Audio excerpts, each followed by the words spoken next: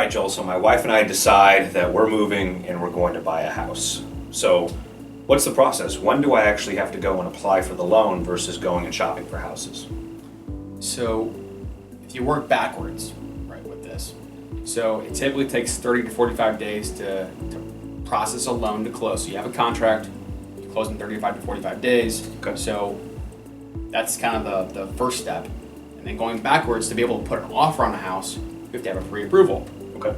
So to get a pre-approval, we'll pull credit, we'll get income documentation, making sure that you're qualified for that price point to buy the house. So depending on how long it takes to be able to find a house, it may take 2 months or 3 months. So if you got a contract in June and you took 2 months to find a house, well, I mean, going backwards 2 months, in April, you would have been calling me to get the pre-approval, going through the steps and going through the process of getting the actual paperwork done.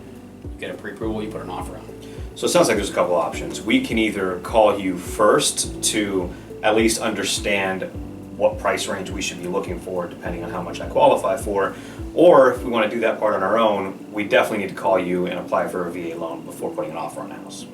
Yeah, and there's a little bit of gray area because applying for the loan is more of a formal process, Right. But it's important to take these steps and have conversations ahead of time. I have military clients that are active duty that are calling me a year, sometimes more, ahead of time because they know they're going to be PCSing, relocating in a certain time point, and they're trying to plan what price point, which area do I rent or do I buy, what type of loan do I get. If I already have a VA loan, can I qualify for another VA loan, or do I need to be able to get a different type of loan? And then not only that, you have, if they're only going to be there for 4 years, what's their next step after that?